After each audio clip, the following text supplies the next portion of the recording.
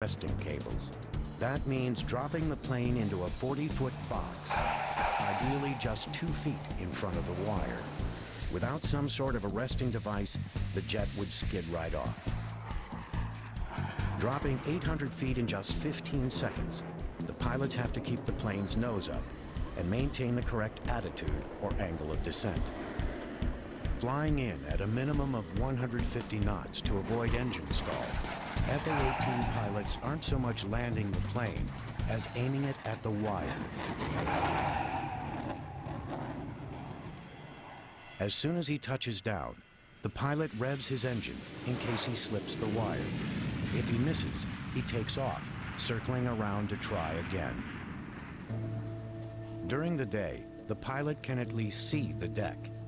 At night, the carrier turns off all but a few lights to avoid becoming an easy target for enemies. Liquid vapor torches cast just small pools of light. The rest of the flight deck remains as dark as possible. From 3 miles away, the carrier looks like a pinprick of light. There's no way to tell which direction it's moving, and a fatigued pilot's eyes can easily play tricks on him.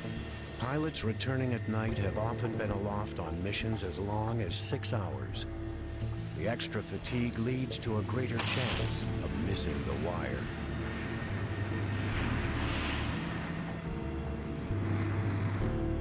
You're fatigued. You've had a lot of excitement, adrenaline high, adrenaline low, probably hungry, tired, all that. At night, you don't really look at the carrier except for maybe the last 10 seconds of the approach or something like that. It's just an instrument approach. You have a set of needles, one for lineup, one for glide slope, and you just keeping those things centered up. Like magic, there's the boat, and you just fly a touchdown. So it's all instrument work, pretty much. And if you keep that thing centered and you keep the attitude on the jet, then you'll grab a 3-wire every time. Day and night, F-18s and other planes are watched closely in the Air Traffic Control Center, a miniature version of what exists at any major airport. At the very top of the tower, the air boss directs the landings and takeoffs. From his perch, the air boss oversees pilot landings on the aft of the flight deck, as well as launches on the middle 2 catapults. His assistant, the mini-boss, oversees the front, where the 2 most active catapults are. All information about the carrier's F-18s from launch to landing goes through the air boss. It's his job to deal with information, occasionally jotting notes on the wall and windows to keep it straight. He then relays the critical information to wherever it needs to go. The air and mini-boss are both aviators. This way they know every procedure intimately and immediately understand a pilot's status. Even the captain of the carrier is an aviator, highlighting the role of the aircraft carrier as a floating airbase. The F-18's central role on the carrier is clear from the top of the tower to deep into its belly. This is one of the ship's 40-plus weapons magazines, where crews prepare the F-18's various weapons loads. What we're doing today is configuring 2 Mark 83 low-drag bombs, utilizing a parachute-type fin assembly. What they're going to be doing now is they're going to hoist the bombs up on the bomb table. This 1,000-pound ordnance is a dumb bomb, just one weapon in the F-18's arsenal. The F-18 can be configured to carry over 24 different bombs and missiles. Once the F-18's bombs are assembled, they ride a series of elevators to the flight deck.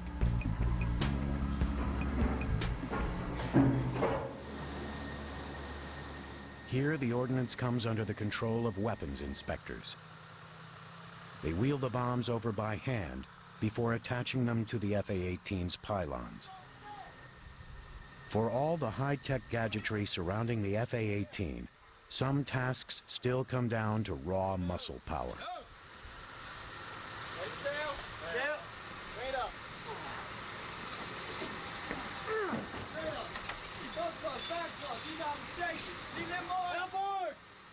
Although the bomb is not yet armed, It does contain almost 1,000 pounds of explosives.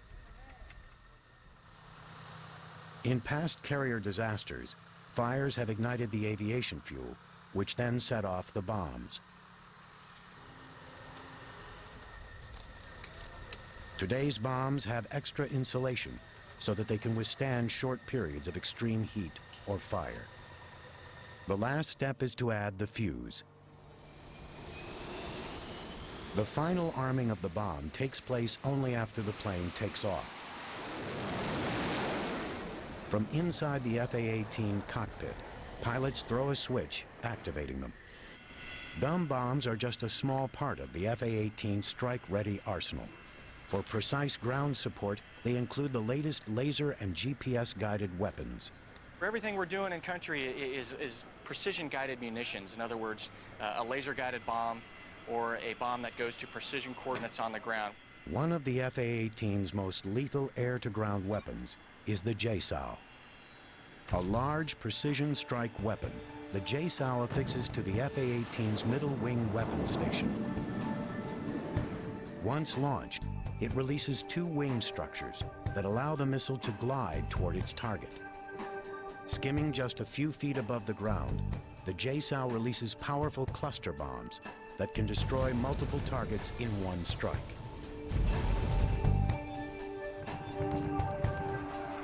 Equally lethal, but with different capabilities, is the HARM, or High-Speed Anti-Radiation Missile.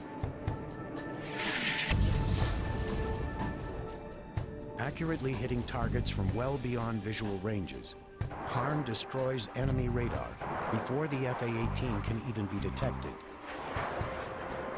The F-18 can also be equipped with Maverick, SLAM, and Shrike missiles, as well as a host of guided and unguided bombs.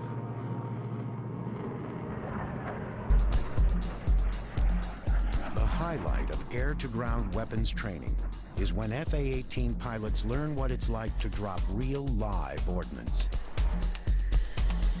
Flying missions over remote testing areas, pilots take full control of the F-18's precision strike capabilities, pinpointing designated targets and releasing fully armed bombs. Known as Live Day, this is when new Navy pilots experience for the first time the destructive air-to-ground capabilities of the F-18.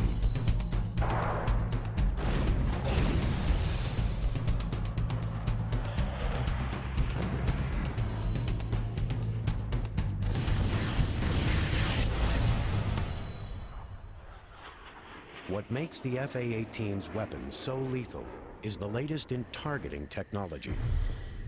Carrier-based Hornet squadrons increasingly employ deadly accurate infrared systems. This is a forward-looking infrared pod that the Navy F-18 carries, and what we do with that thing is now we are able to look via that sensor onto the ground to a specific target point, find a building, maybe even an urban environment.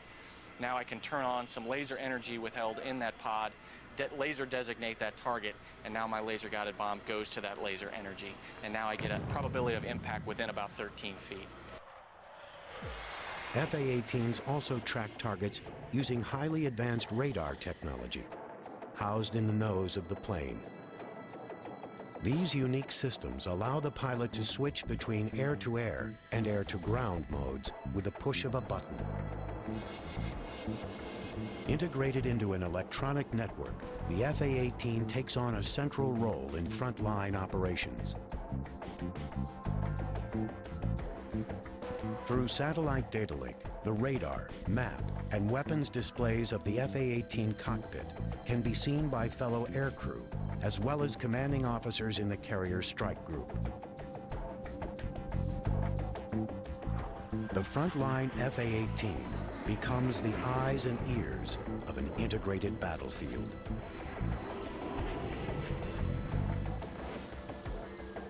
And with each updated model, the F-18 grows more sophisticated. At Lemoore, the latest class has spent 9 months preparing for battle. As they set out for the fleet, the most recent graduates take control of the next generation of F-18, the Super Hornet.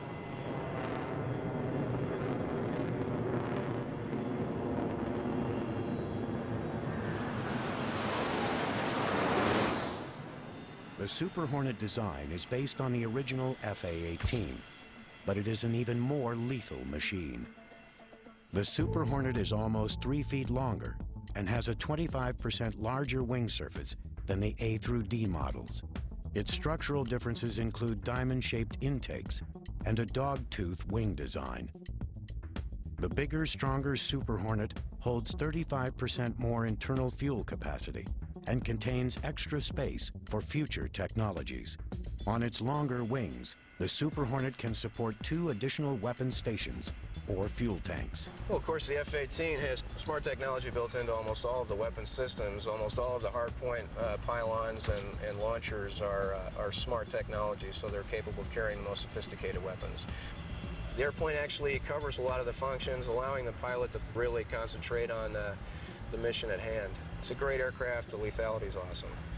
Bigger, more capable, and with room to grow, the Super Hornet promises to take on an even greater role than the earlier model F-18s. Really, what we get out of the Super Hornet is the capability to draw from more advanced technologies, and then also the stuff that was designed for the Super Hornet backfitted. And again, it's that complementary thing where the A through C and the E and F Super Hornet just complement each other and make our carrier decks a lot more lethal than they had been in the past. The Super Hornet is being modified to fill almost every role on the carrier, from electronic jamming to refueling. The carrier air wing of the future will be made up of a lethal and effective team of FA-18s. The majority of the missions on the aircraft carrier are going to be accomplished by a Hornet. How important is that to the military? It allows us a quickly deployable force to be able to handle virtually any scenario. But its heart will always be that of a fighter. And as one of the most lethal weapons aloft, the FA-18 will be defending the skies for decades into the future.